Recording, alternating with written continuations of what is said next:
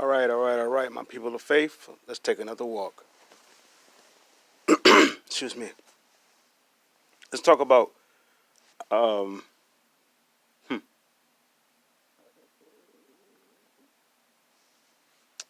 the end times. We have heard about it. We have gave examples in films or even literature, and even when it comes to um,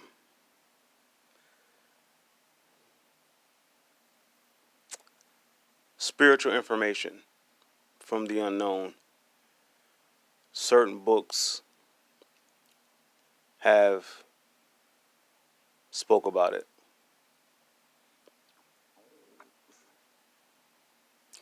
the The point of emphasis of discussing the end time is to say where once love was is not welcome anymore. Let's say, like, if you have a marriage, if the marriage is if the marriage foundation is love, and if that foundation begins to crack with the slight outside of interference of that you don't have to love from either individual, the foundation will begin to crack and crack, split, divide, collapse, cave in. And then you turn and look, and there's no foundation that it was ever that ever was, particularly that it was ever built on. So when we think about the end time, we think about since humanity had existence on this earth, there was love. But it trump the love hasn't disappeared. It's just become no longer welcome in the souls of those that walk the earth. The animals, the oceans, the everything that's not humanity on the earth responds to the order of humanity. So humanity is in fear, everything else is going to be in fear. If humanity is surrendering to love, then everything else will surrender to man, because man has that authority.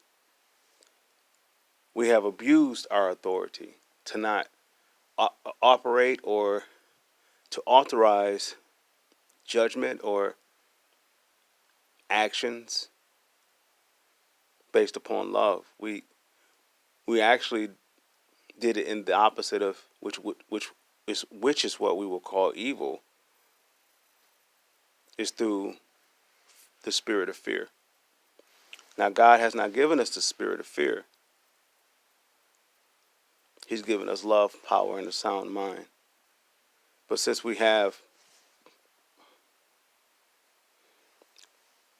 separated ourselves from the foundation of love in our soul,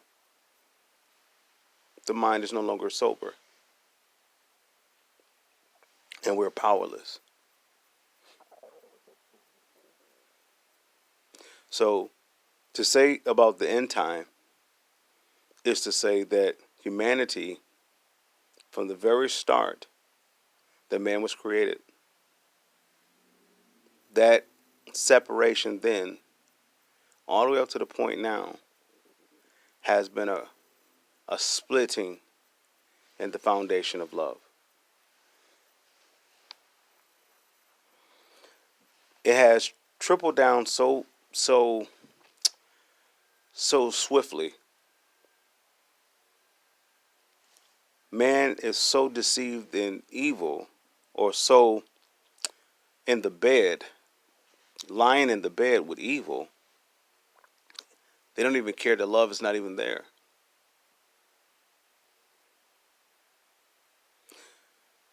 If you For example, if you were to look at just the sound of music, since it start to play, let's say through media, uh, through television, through radio. If you look at each decade from that it start, you will notice that it has gotten and has separated from love. If once upon a time, let's say in the 30s, it was more, it was still evil to be fought against, but there was a mission to fight up against evil. In the movies, there was always a villain that supported, that was cooperative with evil. But there was always the hero that will come to save the day to fight up against evil. Now, if you listen to the music, can you determine the difference? Which is good and which is evil? Now, I say that to say this starts in the garden. It starts in the garden. Um, let's see, Genesis, the second chapter. God gave a command to man. In this garden, you can freely eat. In this garden, you can freely eat. You can eat of all from all the trees, but except for one tree. That tree was the tree of the knowledge of the good and of the evil.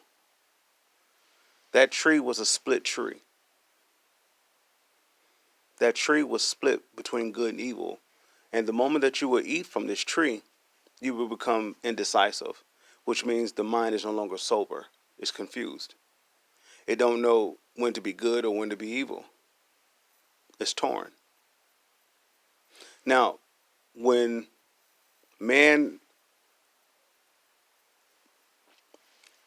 took from that tree and and eaten, regardless how he took from the tree, the scripture says Eve gave it to Adam because she saw that it was good to eat.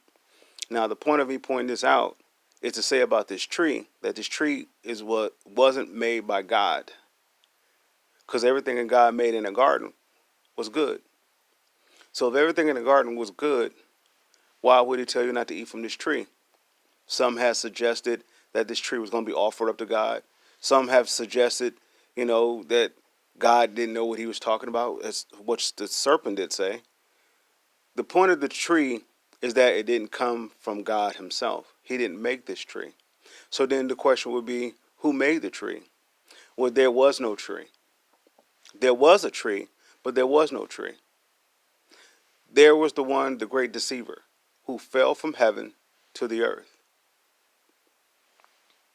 We know him as, we have known, well, we have told about him that he was Lucifer, and since he's separated from heaven of glory, which is out of the fellowship of love, he's the creator of evil. He is the creator of fear. He is the creator of death, because he is originally the origin of separation from love.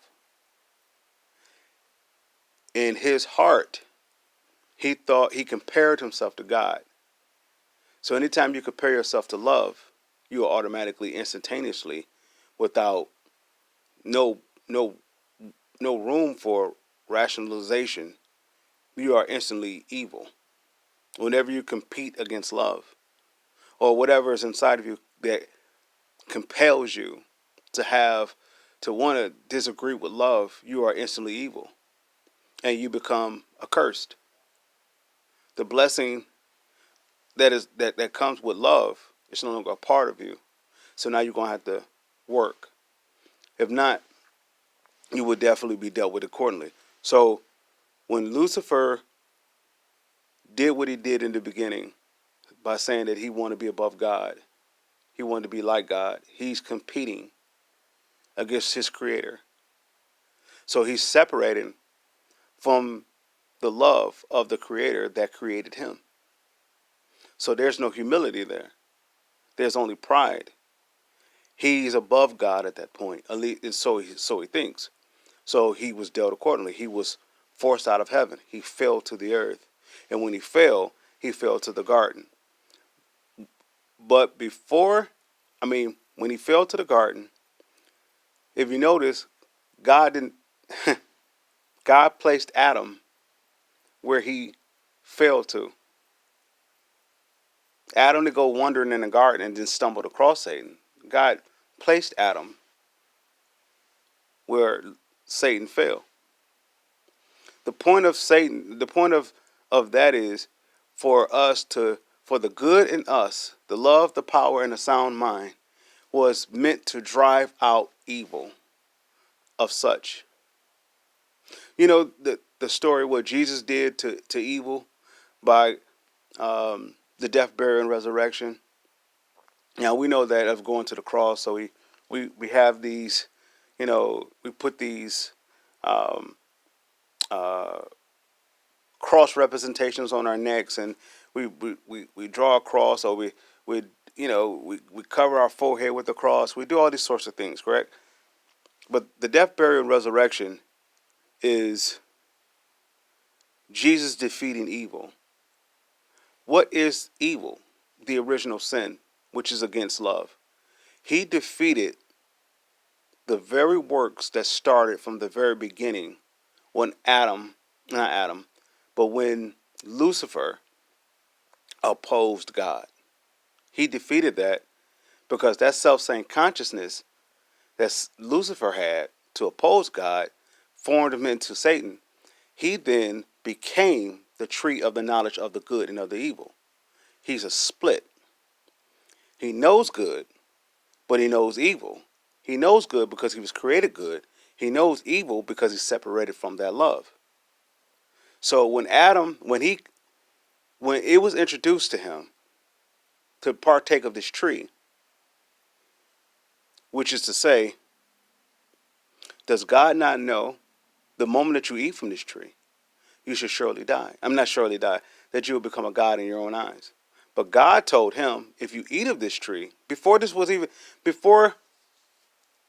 God gave the command to Adam, you can freely eat from this garden, but except for this one tree. If you eat from this tree, you should surely die. Right? It's like God telling us, okay, there's a party, and you're going to be invited by friends that you trust. But inside this party, there's going to be an atmosphere that you don't see. God don't tell you that, but okay, this is just a setup, the scenario. In this party, in this atmosphere, there's going to be now in this party, there's going to be an atmosphere of unseen darkness. And the moment that you go inside this atmosphere, that atmosphere is going to go inside you, which means you're going to surely die. That means you're going to work hard all the days of your life.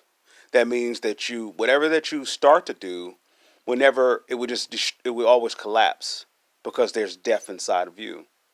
So your punishment would be to sweat all the days of your life to correct that wrong. Right? Okay. So this is the proposition that Satan given Adam. No, God told him to stay away from the tree. God told Adam to stay away from the tree, which would say, if you dare to touch this tree, you're going to die. This is going to be upon you. This is going to be your judgment. What Satan did, he countered that offer because he was the offer by saying, if you take of this tree, you shall not surely die, but you should become a god in your own eyes. Which is to say, you don't need God for his order of direction, which means you can walk away from God ever being your provision, so you don't have to work all the days of your life. And I'm not talking about go get a job work. I'm talking there's a spiritual force that you fight up against every day just to get out of bed, just to be good. Because if you can be good, nothing but goodness, whatever that you are, whatever that you think about, so shall you be, and you will draw it. So if you are good, goodness will come out of you. Goodness will always come towards you. But if you are of evil, evil will be around you. Evil will come out of you, and evil will draw towards you. That's how it goes. Okay? So with that being said, this is the proposition Satan has given Eve. I mean, not Eve. Has given Eve and Adam. He's talking to Eve, and he said, "Does God not know that you become? God not know that you become a God in your own eyes?" So Eve saw that the the fruit was good to eat. She saw that what he was offering was good to eat. It was a thought. It wasn't an actual fruit. It was a thought. That thought was basically offering Eve and Adam, or Adam and Eve, you don't no longer have to be up under God's order. Remember, Satan is torn away from the offer. He is torn, well, not from the offer. He's torn away from the love order. He's separated from it. So he can only be the opposite. So he's offering them an opportunity to be the opposite from God. Okay, so Eve saw that it was good to eat, regardless if the woman did it first, the man, none of that matters. They both partake to it. How about that? So she took it. She thought it was good to eat. In other words, to meditate on. That thought God never gave. That thought that Satan gave them, that you should become a God in your own eyes, God never gave them that. So that's a bad thought to have inside your soul. They took upon that thought and they start to meditate on it, and that meditation was an instant seed, and it instantly killed them. It separated them from love. Instantly separated them from love. Not weeks, not months. So we would look at the body and say, like, the body's still here because Adam was like 1,000 whatever years, 10,000 whatever years old, and we would say, like, well, he didn't die. If you're separated from love, there is no life in you. Your life is going to be a living hell. If there's no love, your life is going to be a living hell. So this is what Adam was. This is what Eve was. Their punishment became, Adam, you're going to, since you, so okay, after he did that, he saw that it was good to eat, his eyes became open, he saw that he was naked, which means to say he didn't see genitals, he didn't see nothing like that. His eyes became open that he could become a God. What he says goes. And since he's torn between good and evil, he's going to produce good and he's going to produce evil. This is just how it goes. This was Satan's plan, because Satan only can offer himself. Remember, he's separated permanently. There's no forgiveness for Satan. There's no sacrifice that he can be atoned to get back in right standing with God, to be back in that love fellowship where he can be covered in God's glory. He's permanently separated. So he's offering Adam the same separation, because Satan can't live without life. And the only life that was on the earth where Satan failed to was through Adam. So he convinced Adam to give him that life. Now he has access to man to reproduce himself. So Adam partake, and now he's the start of the reproduction of Lucifer. Of Satan. So the first act that Adam did was that he ran. No, he noticed that he was naked, which is to say he was ashamed. Adam was made perfect. He was made good. He didn't have no, which is to say he had no thoughts outside of love. He had no other thought outside of love. Can you imagine yourself only your thoughts are only of love? That is kindness, that is honesty, there's purity, there's truth. If this is all what your thoughts were able to think about, you don't have to think about being hurt. You don't have to worry about working. You don't have those kind of thoughts. This is how Adam was in the garden before he partaked to that tree of the knowledge of the good and evil. The tree of the knowledge of the good and evil was Satan himself. He's the great illusionist. He's the author of deception. He formed himself into a serpent. He formed himself into a tree. But God knew it, so God gave Adam the warning. Every time with us, God loves us so much. Okay, I'm going to try to calm down. Okay. Every time before where there is a fall that's going to happen to us, or something bad that's going to happen to us, we always get the warning. But more than likely, we have been listening to Satan up to that point for so long, being a god of our own eyes, we can't even see the fall coming. So we can't get the pre-warning that the fall is coming. Pride goes before destruction, a haughty spirit before a fall. There's no love in either one of those situations, is it? So if there's no love there, it's inevitable to fall into the ditch. It's inevitable to be blind, because the one who has the sight, we can't hear. So Adam is blind from God. He is separated from God the moment that he took of this tree of the knowledge of the good and of the evil. He's instantly separated from God. The first indication of his separation, he noticed that he was naked. All the way up to that point, he was the same individual, but he had no other thought but love. He didn't. If you could think what evil is, or what we have been told what evil is, or what it can be, and what it was, and all that, Adam never had it. Okay, Adam never had it. Now he has it. And the first thought that came to mind, that he was naked. That means to say what God did for him is no good. It's no different than humanity saying how you were made. It was a mistake. This is the start of perversion. The start of perversion is to be separated from love.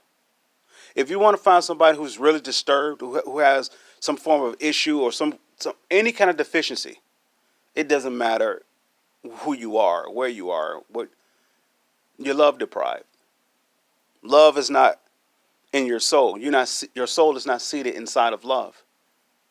So now you've become a god in your own eye, and you're going to act accordingly. So however that you were made, whatever, I'm not going to go with the exterior of, the physical. But I'm just saying, you will instantly inside your soul see that whatever that is in there is unacceptable. That means you become a god in your own eyes. So now you're going to change how, when you was made in your mother's womb, you're going to change that, because the thoughts are circulating inside the mother's womb. Not just inside you, they're circling around your parents, they're circling around your grandparents, they're circling around your great grandparents, they're circling around. But it started from the garden. All right? Okay. Now, we're going to tie this all up by talking about the end time and why everything is coming to an end. Okay, so Adam did what he did. He got his judgment. Eve, you will bear children. This is your act of punishment. Adam, you're going to work the days all of your life. It don't matter if you try to cheat your way out of it, try to lie your way out of it. If the woman try to do something to not be able to bear a child the way that and all that good stuff, she's going to do it one way or another. It's going to happen one way or another. Man tries not to work, whatever, you're going to work one way or another. See, we may think bearing a child may be through physical labor, or we may think that physical labor is actually going to go getting your hands dirty, your physical hands, but your soul is going to work on both parts. The way that the woman is going to create, she's going to bear a child. It's going to be travailed through that way. She may never produce, she may be barren, but her soul is going to keep working in the realm of pregnancy, of giving birth, that is, not pregnancy, giving birth. She's going to work in an uneased territory, right? Man is going to work in his soul in uneased territory through his mind. He's going to constantly be the pressures, because there's no love there. They're separated from love. Now, since then, all the way up to Jesus, man was like sentenced to that punishment. No one else is offering this about a redemption. No one is offering such a redemption from the mistake of the beginning, of the origin. So God still loves us. His love is unwavering towards us. It may have come a time that he may have thought maybe differently, that he should never have made man because man doesn't want him. But he retracted that thought.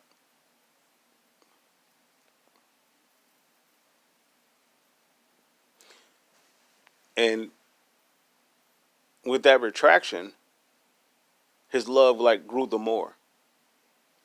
But from the very beginning, God saw the ending, and from the ending, He saw the beginning. He's first and last. He's one and the same, right? So He made provisions to make sure that we get out of that punishment that came on Adam. He gave us His Son, right? Now this is where it gets dicey and all hard to believe, and for some, I don't believe in that Jesus stuff, but I get it. I get it. I get it. For the one, all right. Just so for the sake of, okay, you don't believe, but the offer still stands. Even though you don't believe, the offer still stands that someone who created you loves you enough to offer Himself, for nothing can hurt you again, so you could be covered in His love. So He offers up His Son, right? This is the death, the burial, and the resurrection. And the reason to tie it up, just to end it, to bring it to a conclusion, why there's such of end time point, because man has finally got to the point that they don't want love. From the very start, when Lucifer said, I think it's in the book of Isaiah, that I'll put the actual scripture I'll put the actual scripture in the description, that he said he wanted to ascend above God. He will ascend above God. Now he wants to. He will ascend above God, which is to basically say, whatever that you have created is going to become in my image. It's going to be like me. I will take over your throne. This is what he is out to do. So anything that is with God, he's out to kill, steal, and destroy it. Now, the amazing thing about it is, Satan is so full of himself. He is so full of deception. He can't even see past his deception. Because behind the deception is the truth. The truth is God created him. And within that creation, God is the beginning of creation and God is the ending of creation. So whatever steps that Satan would try to do to dethrone God, God already made provision because he's eternity. For whatever that he did is already handled. This is what you would hear somebody say, or heard someone say, that all things work together for the good.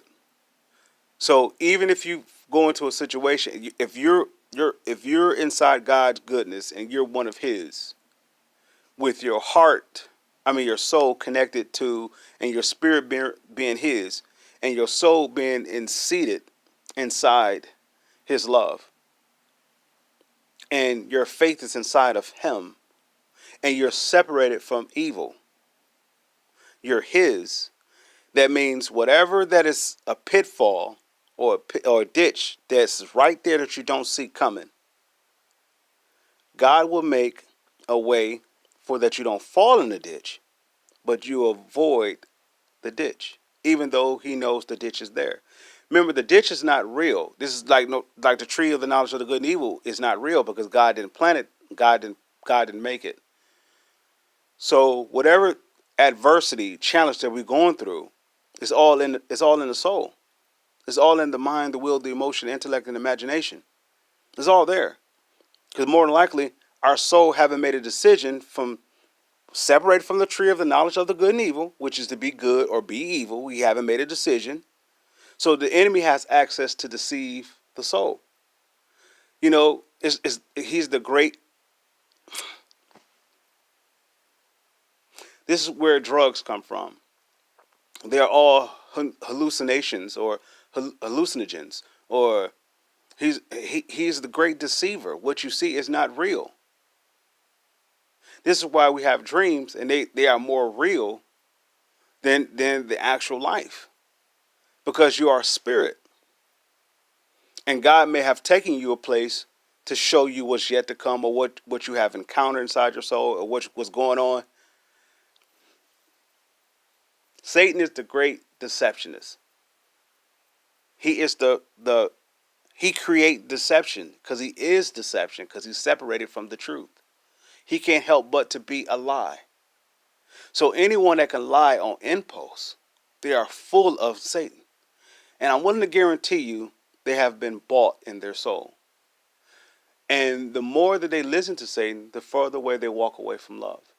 Not just loving another person, but just the thought of love. Just they don't want to parse love. They rather be of hate, or be of evil, be of fear.